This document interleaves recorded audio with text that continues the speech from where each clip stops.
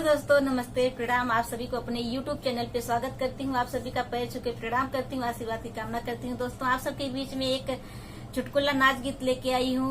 ये गीत चटाकेदार, मसालेदार, धमाकेदार, बहुत ही सुंदर गीत है चुटकुला नाच गीत। और आप लोग सुनिए, कमेंट करके जरूर बताइएगा।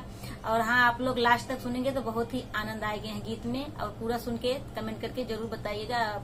और दोनों बहन का आप लोग सपोर्ट करें, आप लोग से विनती करती हूँ। दोस्तों, गीत कैसा लगा जरूर बताइएगा। आप सभी को धन्यवाद। प्रेम से बोलो जय माता दी।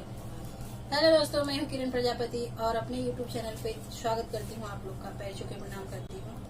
और हमारे चैनल का संगीत भाई किरण आप लोग तो जानते ही हैं। तो बहुत ही धमाकेदार चुटकुला नाच गीत है।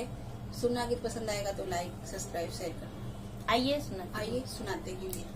अरे सूतल रहली लाली पलंग पर, पलंग के नीचे चोर, हाय हाय पलंग के नीचे चोर, दियवा बाराए सासू जी पकड़ ले बड़ी चोर, दियवा बाराए सासू जी पकड़ ले बड़ी चोर।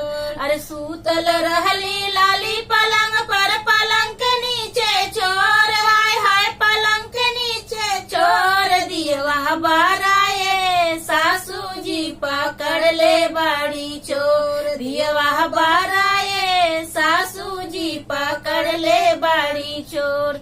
अरे दियवो ना बाराई सासू पीटली का पार, हाय हाय पीटली का पार, इज्जत लिहलुए बहू और मोर बेटुए बनैलू चोर, इज्जत लिहलुए बहू और मोर बेटुए बनैलू चोर। अरे दिया वहू ना बाराई सासू पीटली का पार, आय हाय पीटली का पार, इज्जत लिहलुए बहू और मोर बेटुए बनैलू चोर, इज्जत लिहलुए बहू और मोर बेटुए बनैलू चोर। अरे सूतल रहली लाली पलंग पर, पलंग के नीचे चोर, आय हाय पलंग के नीचे चोर, दियना बाराए जेठानी जी पकड़ ले बड़ी चोर, दियना बाराए जेठानी जी पकड़ ले बड़ी चोर।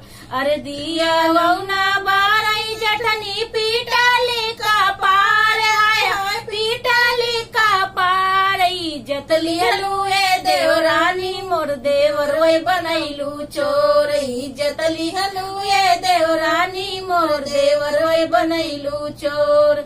अरे सूतल रहली लाली पलंग पर, पलंग के नीचे चोर, आय हाय पलंग के नीचे चोर, दियना बाराए दो पकड़ ले बाटी चोर, दियना बाराए नाना दो जी पकड़ ले बाड़ी चोर।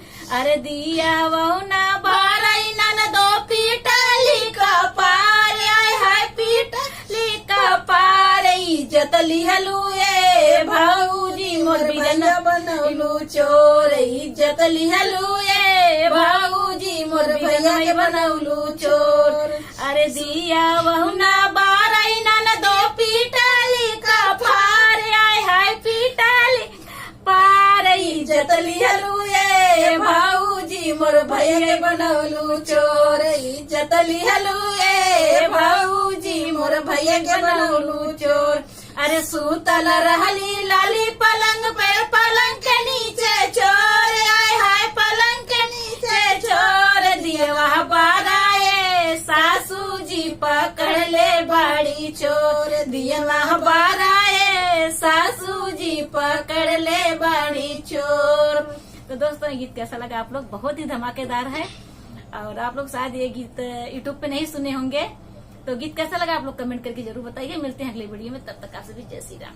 धन्यवाद।